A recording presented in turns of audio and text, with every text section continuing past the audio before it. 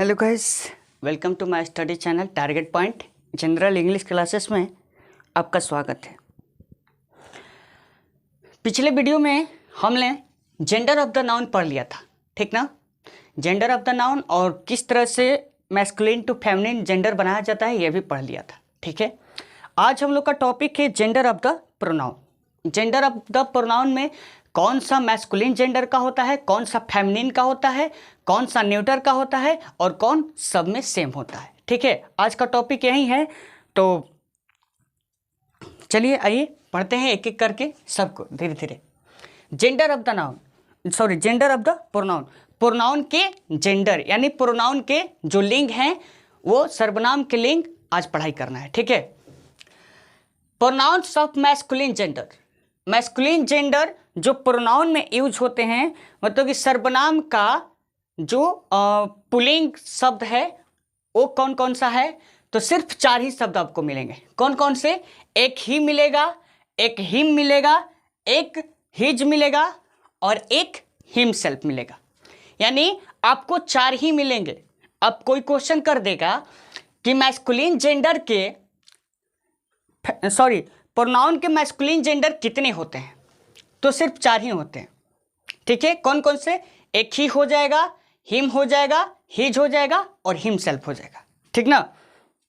अब masculine gender के pronoun of feminine gender के कितने होते हैं, तो फेमिनिन जेंडर के भी 4 ही होते हैं। जैसे देखिए, ही का सी, हिम का हर, हिज का हर्स, हिमसेल्फ का हरसेल्फ, ठीक ना। तो ये इसका विचार, मैस्कुलिन का विचार, फेमिनिन का विचार, ठीक ना। अब आता है कॉमन जेंडर। कॉमन जेंडर का मतलब कि दोनों में जो सेम रहता है, ठीक ना। जैसे देखिए आई, अब लड़का हो या लड़की हो, ठीक है। अगर मैं क्वेश्चन आ गया, अगर मैं बोलूं कि लड़का बोलेगा कि मैं किताब पढ़ता हूं तो वहां पर भी आई लगेगा। अगर लड़की बोलेगी कि मैं किताब पढ़ती हूं तो यहां पर भी क्या लगेगा? आई। तो दोनों के लिए सेम चीज हुआ ना, तो इसलिए ये क्या हो जाएगा? कॉमन जेंडर हो गया, ठीक ना। नहीं समझ में आया? जैसे देखिए यहां पर कि वह जाता है, ठीक है, वह जाता है।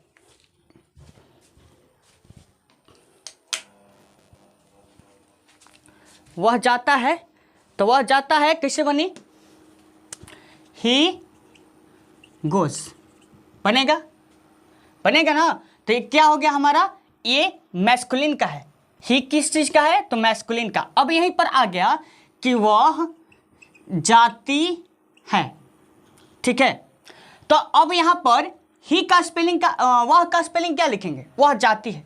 अब यहां पर सी हो जाएगा, यानी फेमिनिन का शब्द आ गया ना, सी गोज हो जाएगा, सी गोज। तो इसी तरह से सब पकड़ना है, ठीक है। देखिए यहां पर मैस्कुलिन का शब्द यूज होगा, फेमिनिन में फेमिनिन का शब्द यूज होगा, ठीक ना। अब आ गया बात कॉमन का। कॉमन जेंडर क्यों होगा? जैसे यहां पर ले लेते हैं, मैं पढ़ता हूं, इसके बाद आ गया मैं पढ़ती हूं, ठीक है। अब कॉमन जेंडर का शब्द आ गया। अब यहां पर तो वह के लिए क्या लिखे? ही लिखे, एक बार वह के लिए क्या लिखे? सी लिखे, ठीक ना। अब देखिए, अब यहां पर मैं 2 है, ठीक ना। तो इसमें चेंज तो नहीं ना होगा, क्योंकि ये कॉमन जेंडर है, आई कॉमन जेंडर है, इसलिए दोनों क्वेश्चन में आई हमारा क्या रहेगा? सेम रहेगा। जैसे देखिए, मैं पढ़ता हूं, आई रीड, ठीक। मैं पढ़ती हूं, इसका भी क्या बनेगा? आई रीड ही बनेगा, ठीक है। यहां पर देखिए आई क्यों लगा? दोनों जगह आई क्यों लेगा? क्योंकि आई यहां पर कॉमन जेंडर है, इसलिए यहां पर आई का प्रयोग दोनों जगह होगा। सेम क्वेश्चन यहां पर भी है कि वह जाता है, वह जाती है, ठीक है। लेकिन यहां पर वह की जगह पर ही और वह की जगह पर सी हो गया है। समझ में आया? तो कॉमन जेंडर में दोनों जब सेम हो जाते हैं, दोनों यानी पता नहीं चल पाता है कि मैस्कुलिन है कि फेमिनिन है, इसमें कॉमन हो जाता है, दोनों कॉमन हो जाता है, ठीक ना। देखिए, me, mine, myself, we, us, ours, ourselves, you, yours, yourself, yourself है somebody, nobody, anybody, everybody, someone etcetera. ये जितने भी शब्द हैं ये क्या है, तो कॉमन जेंडर के शब्द हैं, ठीक ना। अब आती है बात pronouns of neuter gender. Neuter gender कौन सा होता है, प्रोनाउंस ऑफ न्यूटर जेंडर। अब न्यूटर जेंडर में it, itself, nothing, anything, everything, something, which. अब न्यूटर जेंडर में, इसमें न्यूटर जेंडर हम बताए थे क्या, याद है आपको? न्यूटर जेंडर हमने क्या बताया था, नहीं याद है, फिर से आपको बताया जाएगा।